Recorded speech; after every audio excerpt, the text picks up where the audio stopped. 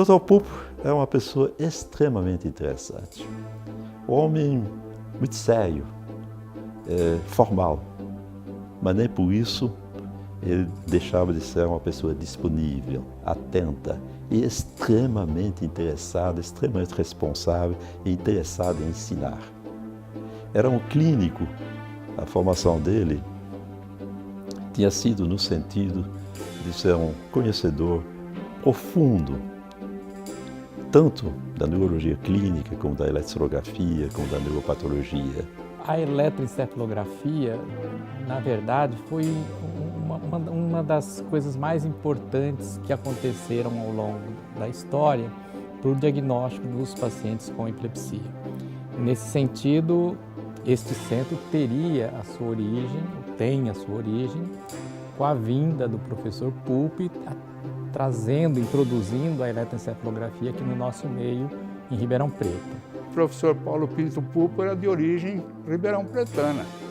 Tem até um edifício aí na Praça 15, né, da família dele. Ele era o papa da eletroencefalografia e da neurologia em São Paulo. O nome referencial. A Academia Brasileira de Neurologia tinha até recentemente um prêmio chamado Paulo Pinto Pupo. A neurologia era a vida dele.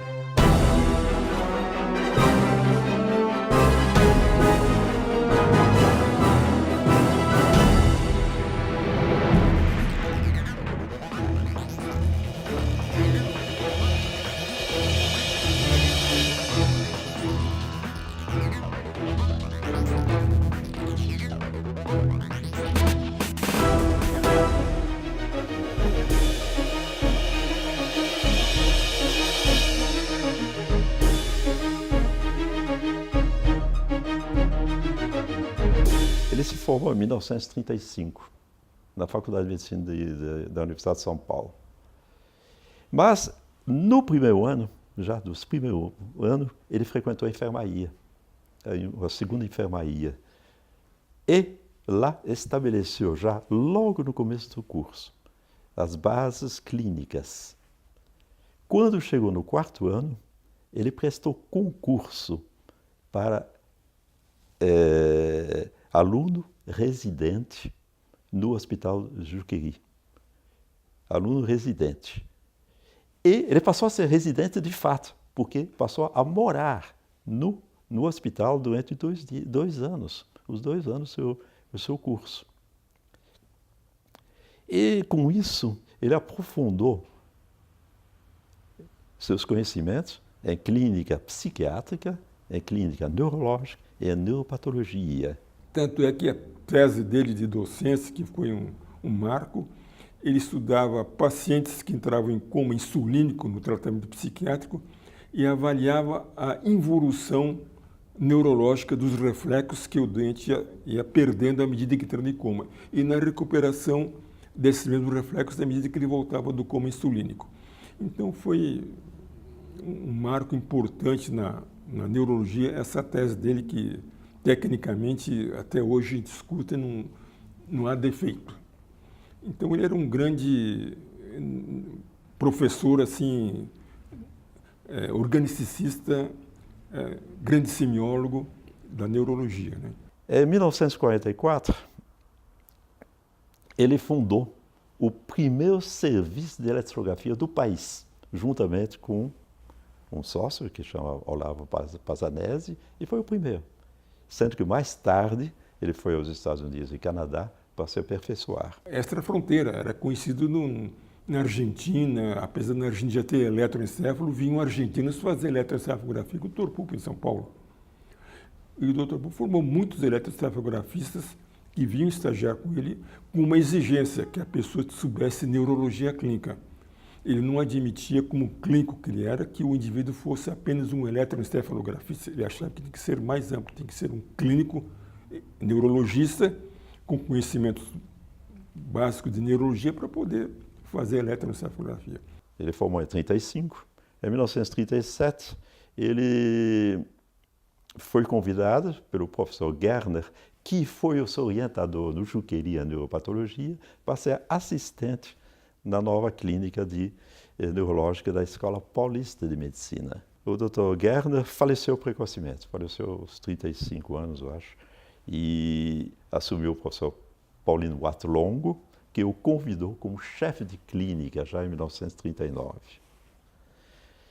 E com toda essa bagagem profissional que o Dr. Pupo chegou a Ribeirão Preto. Esse campus onde é a faculdade era um campus agrícola, porque Ribeirão é um centro agrícola poderoso.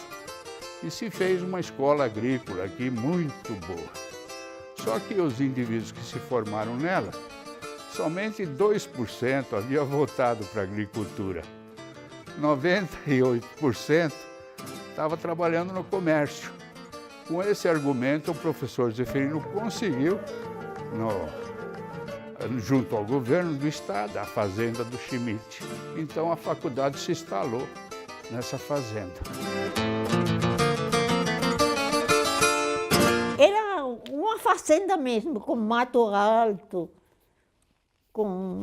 não tinha condução assim que tem hoje em dia. E a única coisa é que, como todos estavam na mesma situação, era como se fosse uma família, não? Um ajudava o outro. Era justamente por essa mentalidade do professor Zeferino Vaz de colocar uma faculdade num posto avançado que não as capitais. Essa foi a grande mensagem dele. Isso chegou na minha cidade, itapirense, como eu sou, e soou muito bem, né? Porque até então nós tínhamos as grandes capitais e o momento histórico nisso também é que a mulher, na ocasião, era direcionada profissionalmente para os cursos de pedagogia, para os cursos de professora primária, e era uma situação que eu não tinha interesse algum. E eu me orgulho de fazer parte dessa transição. Havia um vício no ensino naquela época, que os medalhões se dedicavam aos seus consultórios e punham os assistentes para dar aula. Então, para cá viriam assistentes, os mais dedicados. E o professor Zeferino Vaz, na sua visão enorme, ajudado pelo Nelson Rockefeller, com seu patrimônio enorme, né, deram um impulso inicial para vir à faculdade para Ribeirão Preto. Chegando aqui, encontrei-me com os professores que vieram da Europa. Eram professores de uma Europa sofrida, com múltiplas guerras. Eles fugiam. De que turma que... Eu sou da terceira turma. Terceira turma. Finalmente, a turma que, de fato, utilizou o que é a faculdade hoje. Porque as anteriores tinham aulas ao lado da catedral, na Santa Casa, etc. Quando eu vim, já estava estruturado o hospital que a senhora Junqueira havia doado, e ela construiu para fazer dele uma maternidade. Os primeiros momentos foram muito complicados, porque nós não havia nada. O Zeferino dizia, inclusive, e parafraseando o Zeferino, que a situação de determinadas áreas, e a neurologia particular, não era sequer o caos, porque era o nada, não se tinha nada. Então, nós tivemos que improvisar, literalmente. O Dr. Pupo teve que providenciar martelos, diapasão, teve que agulhas de punção e eletroencefalografia não podia ser praticada porque não havia aparelhos. Não havia aparelhos disponíveis, a não ser um que se encontrava no departamento de fisiologia e que tinha sido adquirido pelo professor francês Paul Laget. O professor Laget trouxe um aparelho francês, chamado Alvar, e que, em Monte Alegre, foi utilizado para fazer os exames de alguns pacientes especialmente selecionados e com toda a dificuldade de transporte do paciente para a faculdade, para o campus. enquanto o Dr. Pupo permaneceu em Ribeirão Preto, não conseguiu a aquisição do aparelho. Posteriormente, a Escola Paulista emprestou um aparelho. E só na década de 60 é que foi possível adquirir o aparelho próprio. E eu acho que a ligação do professor Paulo Pupo com os professores de neurologia, neuropatologia da Escola Paulista fez com que as lideranças subsequentes fossem da Escola Paulista. Em 1958, o professor Paulo Pinto Pupo desligou da faculdade por motivos particulares. O professor Jorge Ambruschi, que tinha sido meu professor em São Paulo, me convidou para vir integrar o grupo que tem que crescer. Então, quando vim para cá em 58, veio Edmar Jardim e eu, e o Mário Martins, que estava aqui. Então, nesse começo, a neurologia era constituída pelo professor Ambruschi, o Mário Martins, eu e o Edmar Jardim, que formavam cada um o seu elemento de atuação. O Jardim ficou responsável pelo líquor e eu e o Mário Martins pela parte clínica e eletroencefalografia. Nessa época também ajudou na integração do departamento o Nelson Martelli, formado aqui, e era neurocirurgião, participava da parte de líquor e do ambulatório. Eu nem sei se na época teria algum neurologista na cidade. Tinha o Jorge Salim, que se dedicava mais ao eletro do que provavelmente à clínica neurológica. Então não havia assim neurologista clínico na cidade que eu me lembre. Foi então o pessoal da faculdade que chegou e que a gente fazia um atendimento às pessoas da cidade, independente do laboratório clínico que era da faculdade, nós dávamos uma participação à sociedade nesse sentido. O professor Ambruschi dava, o Mário Martins dava, e eu, o Jardim.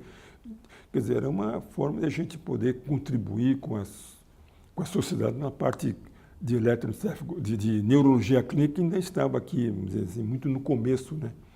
E pela evolução do departamento, houve a necessidade de, digamos, formar o primeiro residente, que seria o seguidor da neurologia, né? E nessa formação do primeiro residente, a primeira residente foi a Maria Valeriana Leme Moura Ribeiro, formada aqui em 1960. E em 61, o HC arrumou uma bolsa para ser residente de neurologia, mas vinculada à pediatria para fazer neurologia infantil ou neuropediatria. Foi uma das pioneiras da neurologia infantil. Para a década de 60 para 70, tinha que ser implantado. Tinha. E o modelo estava na USP, São Paulo, porque a Escola Paulista de Medicina não tinha uma neurologia infantil. Então, foi oferecida essa oportunidade e eu fui nela, né, não enxergando que ela já era a semente da neurologia infantil aqui em Ribeirão Preto. Aí fui para fazer líquor com Edmar Jardim, que era um laboratorista, um clínico de mão cheia, e que tinha meningite a toda hora, de manhã, de tarde, de noite, de madrugada, e ele me ensinava a fazer líquor para eu fazer no PS, no pronto-socorro. Montamos um laboratório com agulha especializada para criança, com a ajuda do Nelson Martelli, que era o grande cooperador e parceiro do Edmar Jardim, também nos momentos de avaliação do líquor de um determinado paciente. Quem foi o primeiro professor titular de neurologia infantil do país? Foi Antônio Frederico Branco Lefebvre. Eu fui a segunda, tá certo? E alguém falou, Valeriana, você foi a segunda, mas você foi a primeira mulher professora titular de neurologia infantil. Isso daí vai ficar gravado, não é o fanar pirotécnico, não, não é. É uma oportunidade de um conjunto de fatos ir ventilando e chegando a até que isso acontecesse. Mas eu fico muito feliz de ter esse momento. A situação ficou extremamente pesada. Nós decidimos fazer uma divisão muito curiosa do trabalho. Dividimos, de uma forma quase que primária, a neurologia em duas partes. A parte irritativa, que seriam os epiléticos, e, por extensão, a eletrografia, que eu fiquei responsável, e a parte destrutiva, lesional, que são os acidentes vasculares cerebrais, os tumores, doenças degenerativas, e que o Dr. Galino passou a assumir. Então, dividimos, e para equilibrar um pouco essa sobrecarga, foi muito interessante, e isso funcionou durante muitos anos, enquanto que o Dr. Galino praticava os exames de líquido cefalorraquiano no lugar do professor Isnar. Qual o serviço que existia no país que fazia atendimento da meningite, que existia quase que epidemicamente, e fazia o acompanhamento eletroencefalográfico das crianças? Não, só aqui, né? Então, essa visão acadêmica superior era ditada pelo professor Armbrust. Exemplar. Tanto é que, em 1964, Ribeirão foi escolhido para sediar o primeiro Congresso Brasileiro de Neurologia, sob a presidência de Aderbal Tolosa. Então, organizamos o congresso. Eu fui praticamente o porteiro do hotel, na época, do Umuarama, ouvindo um monte de reclamações, porque a cada 2 apartamentos só tinha um banheiro. Essa foi a principal queixa. Chefia sempre foi o professor Armbrust, né? O professor Armbrust foi um chefe muito interessante, vamos dizer. Eu acho que foi um bom chefe. O Armbrust era discípulo do Paulo Pinto Pupo, né? E discípulo do Paulino Longo, que era o chefe da cadeira. Você lembra que era vitalício o cargo de professor naquela época, né? Paulo Pinto Pupo era seu principal assistente e Armbrust era um assistente novo, um dos professores mais novos que vieram para cá. Ele e o professor Davanzo. Eles competiam pelo fato de serem os professores mais novos. Eu tinha muito entusiasmo, estava muito contente na cidade e na região, achei muito bonito o país e o pessoal. E tinha o grande projeto do Severino Vaz, era o mágico. Severino Vaz era o agente mágico que conseguia entusiasmar a gente. Vamos fazer isso, vamos. Eu li aqui nas fotografias o que eles vamos a ter o melhor centro médico.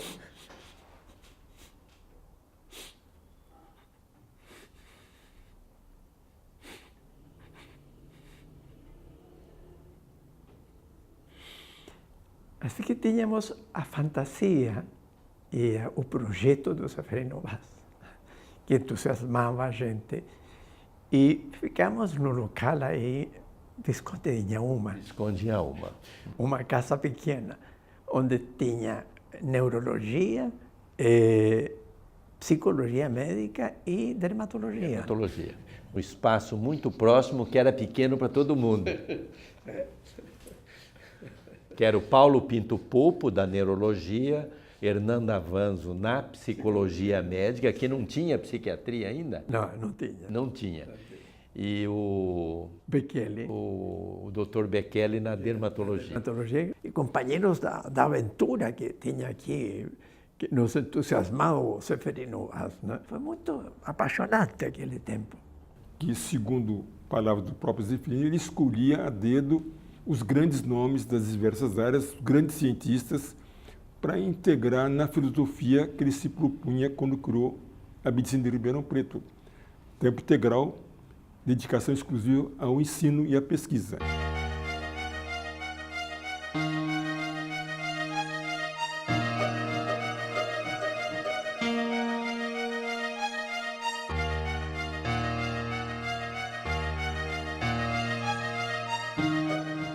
O professor Armbrust, que assumiu depois o professor Paulo Pinto Pupo, era um livre-docente muito jovem na época.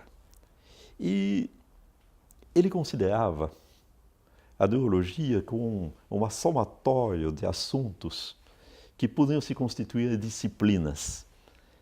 Então, o professor Ambrusti pretendia juntar a neurologia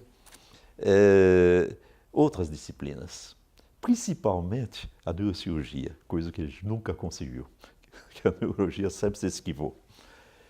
Em 1969, conseguiu juntar a neurologia com a psiquiatria. Isso foi muito mal. Teve uma repercussão muito feia, muito ruim no meio dos docentes dessas áreas, que chegavam a fazer um protesto formal, encaminhado ao Conselho Universitário, afirmando de que os rumos da psiquiatria e da psicologia eram completamente diferentes da neurologia, que tinha havido uma separação histórica e que os métodos de trabalho eram completamente diferentes, os tratamentos e as abordagens, de diversas maneiras, não tinha nada a ver uma com a outra. O Conselho Universitário não deferiu o pedido da área, de tal forma que fomos unidos. E unidos, depois de um certo tempo, acredito eu que rapidamente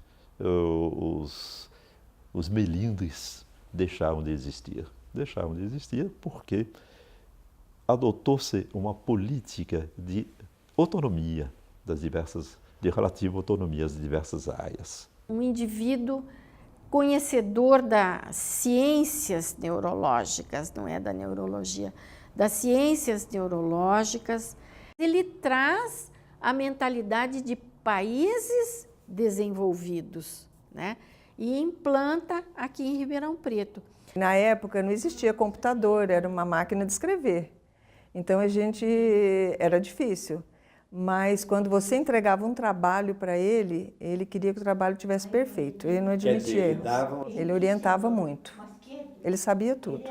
Ele era uma pessoa assim articuladora, é a palavra ideal para ele. É uma pessoa articuladora, ele pensava além e executando em patamares, lentamente, né? E um observador das condutas. Muito observador das condutas. Ele foi diretor da faculdade, diretor do Hospital das Clínicas, ele foi assim, sempre estava assim em destaque em todas as sociedades, por exemplo, a Liga de Epilepsia foi um dos fundadores, as várias ligas assim, da nossa neurologia foi sempre um dos fundadores, porque dentro da neurologia nacional ele foi um líder, respeitado, ouvido e que decidiu as coisas, decidiu o futuro, inclusive, da nossa neurologia nacional. Quando construiu o Hospital Novo, todo o departamento tinha um andar, né, que era o andar dos docentes, da administração, e ele conseguiu 2, sobrando sala, mas conseguiu. Hoje, os 2 andares estão pequenos, está faltando sala, tá, porque a coisa cresce. Nos ambulatórios, a mesma coisa, a formação dos ambulatórios. Ele pediu salas que, por algum tempo, ficou assim, sem ter como ser ocupada. E hoje está faltando sala, né? Então, você vê que essas situações, a gente mesmo como docente, que estava lá ouvindo ele contar tudo isso, poxa vida, mas por que o professor é tão exagerado? Não vamos ocupar 5 salas, ele está pedindo 10. Que situação chata, porque os outros também precisam disso. E não, isso é uma visão de futuro que ele tinha e que o departamento hoje consegue abrigar tantos ambulatórios, tantos docentes, até hoje, né? Porque ele previu que essa situação iria ocorrer como ocorreu, né? Ele sempre enxergou o futuro do departamento como muito maior, muito mais imenso do que o que existia na época, não só aqui, mas no Brasil inteiro. A neurologia sempre era pequenininha, aqui, São Paulo, Paulista, etc. Ele já imaginou aqui que seria uma neurologia muito maior do que esses departamentos que já existiam há mais tempo. E ele estava certo. Em 72, a escola de neurologia de Ribeirão Preto já era respeitada. E o único programa de pós-graduação que havia em neurologia no Brasil era o dessa faculdade. Esse curso de pós-graduação fui um dos fundadores. Quem organizou, sistematizou foi o Michel. Eu dei a primeira aula desse curso de pós-graduação, tenho essa satisfação de ter podido dar a primeira aula, e hoje é o melhor, no julgamento da CAPES. Criamos disciplinas que atendessem ao conhecimento dos docentes da psiquiatria e da psicologia. Então, oferecemos uma série de disciplinas que foram ministradas durante muitos anos, mas visando não somente ampliar o horizonte dos pós-graduandos em neurologia, mas a criar o núcleo original de uma nova pós-graduação, que seria a pós-graduação em psiquiatria, o que ocorreria anos mais tarde. Então, esse foi o projeto original, um projeto que estava com o pé no presente, mas com a visão do que viria mais tarde, que poderia, então, evoluir de acordo com a própria evolução da área. Na minha maneira de ver, o professor Michel foi o grande diferencial, né? Quer dizer, ele percebeu que a gente tinha que ir para o exterior, para centros maiores, para aprender novas tecnologias, aprender novas formas de estudo e voltar e implantar as coisas aqui. O professor Michel, acho que ele mudou a mentalidade do departamento, né? Quer dizer, as pessoas iam, aprendiam coisas que não tinham por aqui e voltavam e foram instalando. Então, a neurologia passou de uma área extremamente clínica só, trabalhos clínicos, para uma área onde a gente fazia correlação entre a parte clínica e a parte laboratorial. Quer dizer, os problemas clínicos passaram a despertar interesses em desenvolver estudos mais básicos para responder às questões clínicas. E aí eu acho que foi quando a neurologia teve um grande avanço assim, em termos de qualidade, né? Tanto de atividade clínica quanto de atividade de pesquisa, né? Então eu acho assim, que para o nosso departamento o ponto de virada foi o professor Michel, quando ele percebeu essa necessidade. E a faculdade continuou crescendo, né? Evidentemente. Hoje o departamento de neurologia continuou crescendo. Hoje é um monumento, né? O que tem de elementos aqui, de gabarito, nem se discute. Em cada ramo da neurologia tem um elemento de proa, né? Na epilepsia, na eletromiografia, na eletroencefalografia, na clínica mesmo, né? No líquido, no laboratório. Quer dizer, claro, não podia parar, né? Quer dizer, foi lançada a semente e esse pessoal novo está tocando. 1980, 1990, né? Começou a era da imunologia e da genética molecular. E a neurologia teve um grande crescimento nessa época, que eu acho que se mantém até hoje, porque esses dois mecanismos estão intimamente relacionados aí com as doenças neurológicas, né? Ou imunomediadas ou com componente genético, né? Então, as doenças neurodegenerativas hoje, à medida que a população envelhece, são de uma importância extremamente grande, né? E eu acho que começou paralelo, quer dizer, a neurologia entrou nessa área à medida que essa área foi sendo desenvolvida, que técnicas mais acessíveis foram sendo disponibilizadas, né? E eu acho que é por essas duas vertentes aí que a neurologia vai evoluir, né? Em termos de diagnóstico, em termos de fisiopatologia e em termos de tratamento. Eu lembro que na mesma época, um professor da genética também tinha, professor Pina, também tinha ido para a Inglaterra para aprender as mesmas técnicas. Ele já era um professor renomado, né? E foi aprender as técnicas de genética molecular junto comigo, que estava começando, mostrando assim que realmente era a época onde as coisas estavam se iniciando na genética molecular aplicada à clínica, aplicada à neurologia. Então, como eu disse, eu dei sorte em começar quase que junto com o pessoal todo, né, do mundo todo.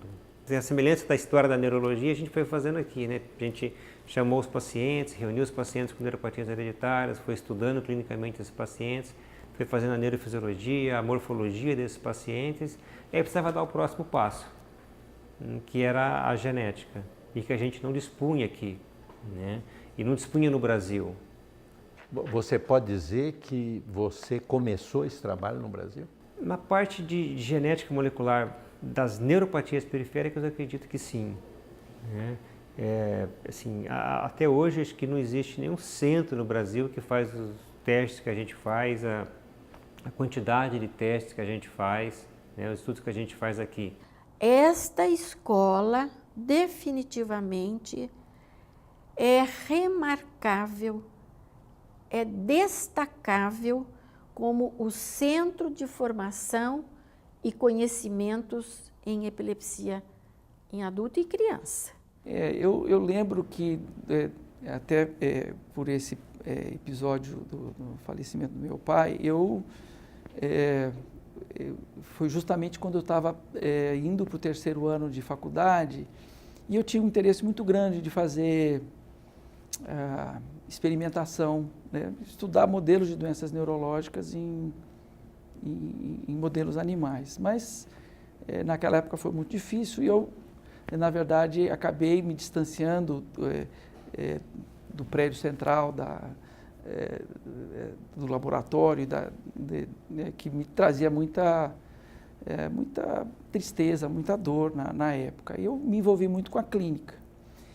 E ao final da minha residência, quando surgiram as opções de como eu poderia me aprofundar numa pós-graduação, por sugestão do professor Sakamoto, procurei a Escola Paulista, onde o professor Esper Cavalheiro tinha um grupo bastante dinâmico, e nesse período eu me envolvi na caracterização de um modelo no rato de crises espontâneas, né, o modelo da pilocarpina, que acabou, acho que nas décadas subsequentes, tendo um impacto muito grande, porque ele reproduzia com muita fidelidade a fenomenologia que ocorria nos pacientes que tinham epilepsia do lobo temporal.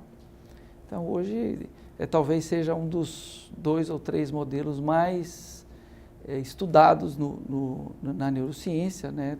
Talvez só superando pelo modelo do abrasamento, que foi um modelo prévio, né? E que foi muito utilizado na década de 70. Né? Eu acredito que a partir da década de 80, numa série de grupos no exterior, os pesquisadores passaram a usar o modelo da pilocarpina como uma ferramenta para estudar mecanismos de epileptogênese. Em 95, nós inauguramos esse centro. Na época, foi importar uma tecnologia que não existia aqui no Brasil, uma tecnologia que nós vimos no nosso estágio fora do Brasil, importamos equipamentos e software e com isso nós pudemos construir esta unidade dedicada à investigação dos pacientes mais graves epiléticos. Né? De 95 para cá, foi uma evolução contínua, o centro funcionou sem nenhuma interrupção. Houve o treinamento de uma série de jovens médicos oriundos aqui da residência do nosso Hospital das Clínicas e hoje nós constituímos uma equipe aí com mais de 40 profissionais das várias áreas dedicada a esse tipo de problema dentro da área da neurologia. Eu tive a oportunidade de fazer o meu pós-doutorado na Cleveland Clinic, em Cleveland, nos Estados Unidos.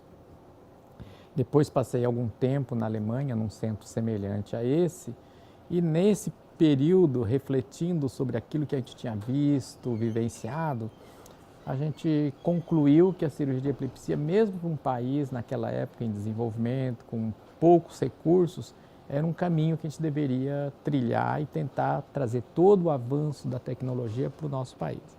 Isso nós conseguimos fazer em 95, porque esta unidade, por exemplo, ela foi pioneira no Brasil naquela época. Era o que tinha de mais sofisticado em termos de avaliação de pacientes aqui no Brasil.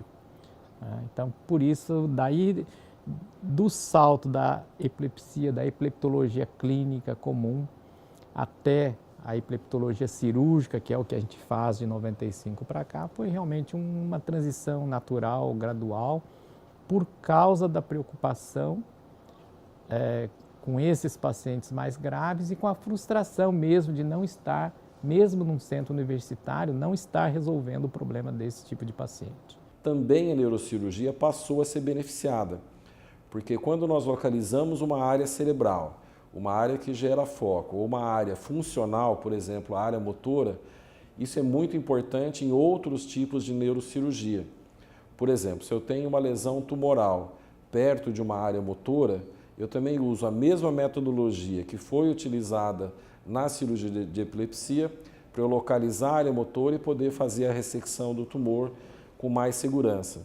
Então, não só a neurocirurgia colaborou com a cirurgia de epilepsia, mas a cirurgia de epilepsia colaborou muito com a neurocirurgia geral, através de trazendo toda essa metodologia de localização cerebral para uma cirurgia tradicional de tumor ou de outras patologias neurocirúrgicas. Uma pessoa que eu não posso deixar de citar, que é um médico assistente da neurocirurgia, o Dr. João Alberto Assirati Júnior, que ele foi o grande responsável dentro da neurocirurgia pelo desenvolvimento da cirurgia de epilepsia.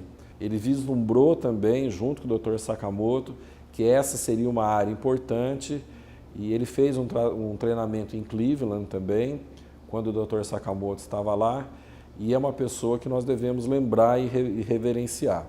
Dentro da faculdade, nós temos vários médicos contratados que não são docentes, mas que têm um papel de professor como se eles fossem um docente USP. Então, eles se dedicam a vida toda a algumas atividades e o Dr. João Assirati é uma dessas pessoas. Então, se nós formos considerar a história do Departamento de Neurologia e a história da cirurgia de epilepsia, ele deve ser um nome de destaque dentro desse reconhecimento. 30%, 40% dos epiléticos eram por cisterco.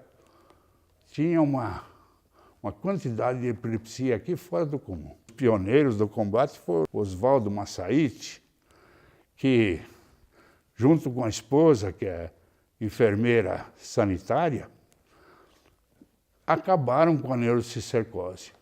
Nós vimos muitos pacientes, adultos e inclusive crianças, vítimas dessa grave parasitose, morrendo, sofrendo, apresentando sequelas, e nós não tínhamos um tratamento específico algum. Na ocasião, pouco se fazia, além de dar medicamentos para a crise convulsiva para aqueles que apresentavam a forma epiléptica, derivação ventrículo-peritoneal para os que tinham hidrocefalia. Analisamos o prontuário de 500 pacientes, foi a maior casuística na ocasião. Esse trabalho foi minha dissertação de mestrado e o Dr. Jardim foi meu orientador de pós-graduação. Nós iniciamos, na ocasião, por essa gravidade da doença como problema de saúde pública, um programa de prevenção da neurocistercose no município de Ribeirão Preto.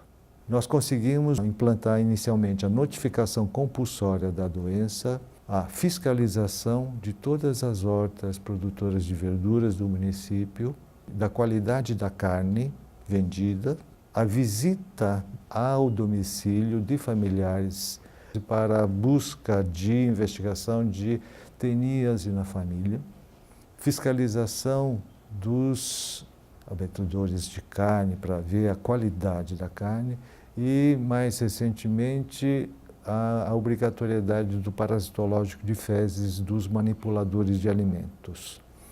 Então, esse conjunto de medidas de prevenção do complexo teníase-cistercose é motivo de muito orgulho. Eu acredito que tenha contribuído para a boa avaliação do programa de neurologia, não pela produção científica propriamente, porque foram todos trabalhos publicados em português propositadamente para divulgação desse programa para outros serviços, outros estados do Brasil. Eu disse orgulho porque atualmente nós temos uma baixíssima taxa de incidência de neurocercose. Está havendo ainda transmissão, mas num grau muito menor do que era antigamente e menor do que ocorre nos outros municípios. Você vê, numa escola onde a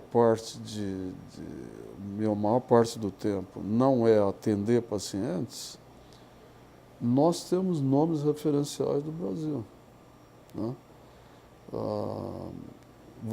Quanta gente vem por causa do setor de epileptologia aqui, para a cirurgia da epilepsia. Na minha área, muita gente vem em função de transplante autólogo de célula-tronco. Quem implantou isso aqui foi o professor Júlio Voltarelli, né? Mas a doença na qual mais se faz isso no mundo é a esclerose múltipla. Como eu cuido dessa parte, o Júlio me procurou e nós montamos o projeto conjunto para fazer esse tipo de procedimento. E hoje é o hospital que mais faz no Brasil para doença autoimune e para esclerose múltipla, é o nosso, né? E é uma área de fronteira, sem dúvida, né? Mas é uma área referencial que nós temos aqui, né? E que certamente vai ser um tratamento considerado Anvisa, FDA, EMA, sem dúvida. Com uma grande vantagem do nosso esquema aqui. Nós não temos nenhum óbito nos últimos 70 casos, enquanto que o esquema europeu ainda tem 3% de óbito. O que nós formamos de pós-graduandos aqui, que exercem como professores em muitas escolas de todo o Brasil, é um impulso indescritível para a neurologia e para a medicina em geral. Porque Ribeirão Preto hoje é um centro médico de exemplo para todo mundo. Tem um trabalho nosso publicado no Archives of Neurology com 2 autores, eu e o Dr. Jardim. Somos os 2 autores. Esse trabalho foi premiado como o trabalho de maior citação da década de 1990, quer dizer, de 1990 a 1999, na área de neurologia. Então, foi o trabalho na área de neuro, com maior brasileiro, com maior número de citações internacionais. E foi premiado pelo ISE, uma instituição externa, e nós ficamos surpresos, foi uma surpresa inesperada, foi um prêmio que nós não pleiteamos, então o sabor foi melhor por causa disso. Esse espírito ambicioso de fazer sempre uma coisa de alto nível. Por exemplo, primeiro a área básica que levantava o conceito da universidade com pessoas como Rocha Silva, né? Sobre quem eu já ouvia falar desde lá da minha formação, da graduação em Brasília. E aqui eu encontrei um departamento assim, em que havia uma sintonia em querer crescer, criar novos serviços, criar frentes. Então, por exemplo, o professor Sakamoto e o professor Michel, eu fui privilegiada por eles reconhecerem em mim uma pessoa que podia se encaixar nesse plano de desenvolvimento, porque sempre foi de desenvolver, né? Então, você vai fazer essa parte da epileptologia mais ambulatorial, de diagnóstico de síndromes, de pé do leito na unidade de emergência e essa área de poligrafia. Outra, então, assim, teve um plano para mim dentro disso, porque eu acho que isso faz parte desse espírito progressista da universidade. Resulta que no interior de São Paulo ainda o único serviço SUS que tem rotina para sono é aqui em Ribeirão Preto, o resto é na cidade de São Paulo. Então, você imagina o tanto de demanda que tem. Nós temos uma equipe de 3 médicos assistentes excelentes, que já são especialistas, têm título de especialista em sono.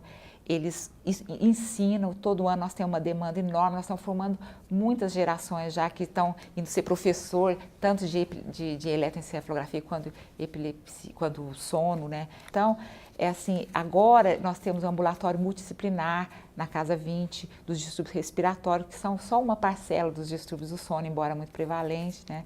E com a otorrino, com a pneumo, com a fono, com a odontologia. E as interações são muito grandes. Só que isso aí, por exemplo, agora nós temos que tentar ampliar a área de sono, porque nós temos uma demanda enorme. Essa próxima geração vai precisar de expandir isso muito, né? Nós temos uma pós-graduação muito sólida, muito forte, motivo de atração de muitos jovens neurologistas de todas as partes do país, que aqui vêm, primeiro, para a residência médica, pensando já em pós-graduação, em uma futura carreira acadêmica. Então, nós temos aqui já o grupo de epilepsia, vascular, cefaleia, neurotropical, que envolveria principalmente as doenças relacionadas às infecções do sistema nervoso, neuromuscular, neuroimunologia, temos a neurogenética, neurocomportamental, distúrbios do movimento e a neurologia infantil, que na verdade abrange todas essas áreas, mas para uma faixa etária de adolescentes e crianças, né? Então, durante a residência, ele vai passar por estágios, os residentes passam por estágios e vão ter contato com todas essas áreas, tanto do ponto de vista das urgências e emergências, como também das doenças de acompanhamento crônico ou de acompanhamento ambulatorial, né, investigação diagnóstica, tratamento, acompanhamento. Então, eles têm oportunidade realmente de observar a neurologia de forma bastante abrangente. E também o contato com profissionais de outras áreas da saúde, psicólogos, fisioterapeutas, terapeutas ocupacionais, nutricionistas. Então, o Hospital das Clínicas permite que o nosso residente tenha esse convívio e essa atuação multidisciplinar, tanto dentro da medicina como das outras áreas da saúde. Isso eu acho muito importante e rico para a formação do médico como um todo e também do residente de neurologia. O que nós podemos dizer é que houve, então, com o estímulo do departamento, um crescimento gradativo das diversas sub-áreas da neurologia. Isso eu vejo como um ponto muito positivo de atuação do departamento como um todo.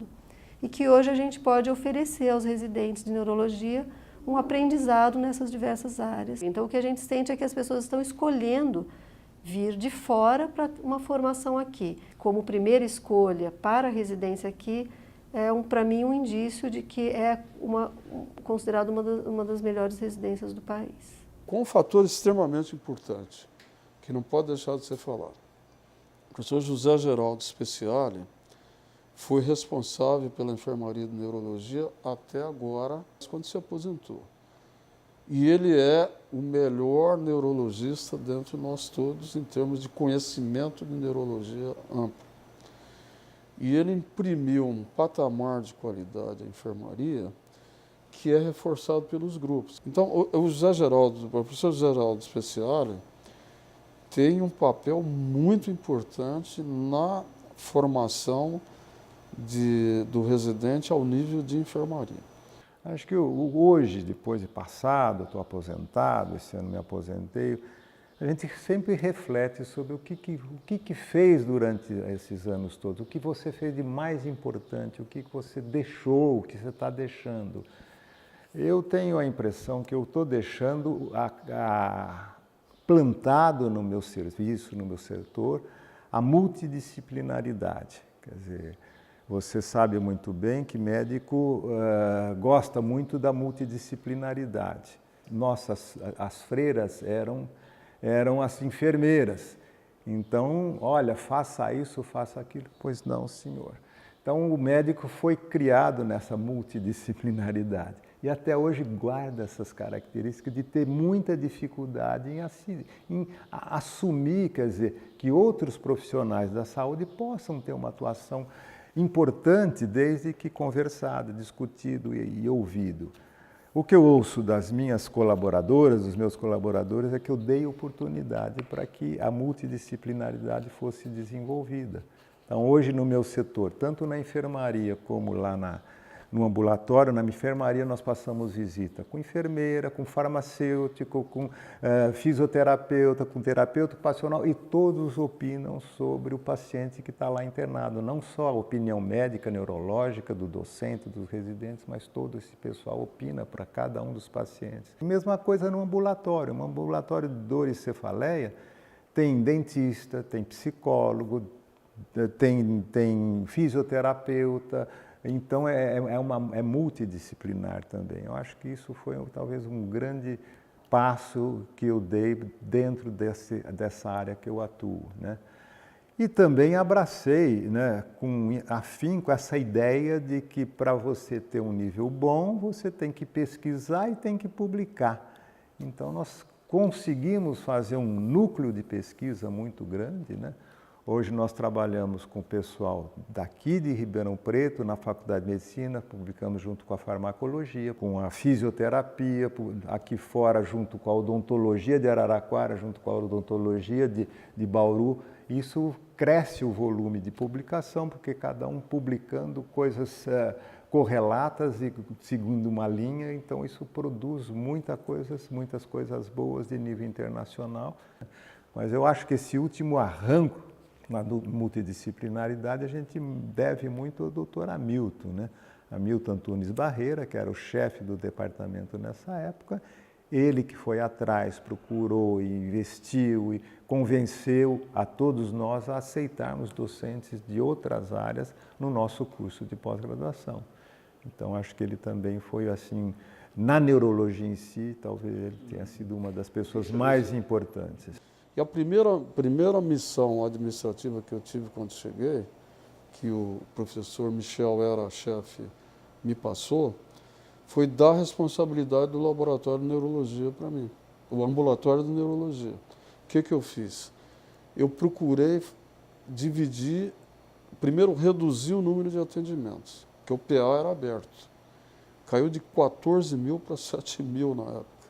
Hoje nós atendemos 30 mil por ano em ambulatório. Mas caiu porque o ambulatório de triagem era um absurdo. Dor de cabeça por hipertensão arterial vinha para neuro. Então eu trabalhei para só vi casos neurológicos para o primeiro atendimento e para montar ambulatórios de especialidades médicas. Então foram criados ambulatórios, o especial passou a se dedicar à cefaleia, criou o ambulatório de cefaleia. O Vitor Tumas, que era médico assistente, criou um ambulatório de distúrbios do movimento. O Sakamoto, depois que voltou do exterior, criou vários ambulatórios de epilepsia. Por exemplo, epilepsia de difícil controle, já pensando na cirurgia de epilepsia. Então, com essa especialização dos ambulatórios, o que aconteceu? Hoje nós temos 18 ambulatórios de especialidade. O fato de você ter dividido em áreas facilitou muito para a formação do residente.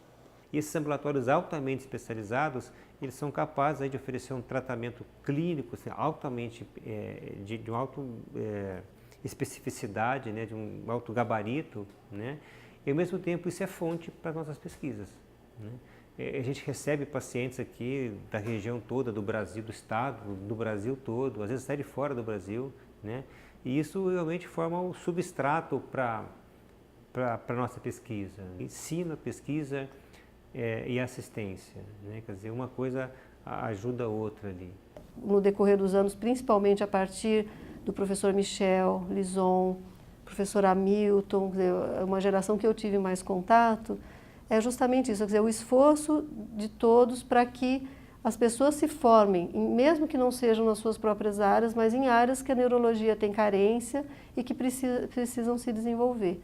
O ambiente, o clima de extrema cordialidade, de respeito, de incentivo um ao outro, é que tem estimulado essa nova geração a aqui permanecer para continuar na vida acadêmica. foi com a contribuição desses primeiros professores que a gente tem a nossa memória, e é importante, eu acho que principalmente num país que carece de lideranças, né, que enquanto os professores tiverem a motivação de continuar, eu acho que eles sempre vão ser bem-vindos aqui a poder transferir esses conhecimentos para as gerações mais novas. O Bruce, quando veio para cá, tinha 35 anos. Era novo, ficou aqui como chefe do departamento, como professor catedrático, por 23 anos. Se aposentou na compulsória, né, que foi obrigado, mas ficou 23 anos ininterruptos aqui, trabalhando aqui. A passagem do Dr. Jorge pela faculdade foi uma passagem muito feliz. Eu acho que ele realizou o que ele queria. O departamento não existia, né? E ele conseguiu tocar para frente e se sentiu realizado. Você foi uma pessoa que se dedicou muito à instituição, desde a instalação da residência de neurologia, depois a instalação do pós-graduação em neurologia. Todos esses anos que você passou dentro do Conselho Deliberativo do Hospital das Clínicas, e mais tarde você veio a ser diretor da Faculdade de Medicina. Como é que foi essa experiência pessoal sua de tanta dedicação para isso que a gente chama de instituição? Eu acho que até psiquiatra pode explicar isso, porque o ponto de partida é o Dr. Paulo Pinto Pupo, no pequeno lapso de tempo que ele passou em Ribeirão, ainda no tempo que eu era estudante. Mas era um exemplo. Então é uma espécie de fixação paterna. O exemplo. O Dr. Pupo, voltando a ele, e é interessante voltar a ele porque sou o último remanescente que conviveu com ele em Ribeirão. Ele era, como disse, uma pessoa extremamente responsável e que sempre assumiu responsabilidades, sem nunca discutir. Não porque pleiteava a assunção, mas porque lhe eram oferecidas e jamais recusou. E jamais fez disso o motivo de vaidade, de orgulho. Então, ele levava isso, só que isso talvez custou até a vida dele, porque ele faleceu relativamente jovem, faleceu aos 59 anos, e numa circunstância muito particular. Ele teve um acidente vascular cardíaco, no momento em que tinha sido incumbido de organizar o 3º Congresso Pan-Americano de Neurologia, título que lhe foi conferido. E ele assumiu pessoalmente correspondência, assumiu pessoalmente os contatos, as reuniões de diversas cidades da América do Sul. E isso deve ter sido uma sobrecarga. A gente não pode esquecer, nós não podemos esquecer que o Dr. Pupo parecia mais do que a idade dele. E eu o vi várias vezes ofegante. Quer dizer que ele tinha problema cardíaco, provavelmente problema de hipertensão arterial, mas que ele jamais se queixou. Mas assumia tudo. Então, eu acho que isso foi um exemplo. Você tem que assumir, se te foi oferecido, se você conquistou a confiança para assumir determinadas coisas que você não pleiteou, tem que aceitar. Tem que ir, a não ser depois de aposentado. Aí eu tenho tudo o direito de recusar. Claro que nunca sozinho. Tem que ter ajuda. Quer dizer, atrás de qualquer realização, tem alguém que no mínimo te aconselhou, no mínimo te ajudou, que fica às vezes na sombra, mas que te dará presente.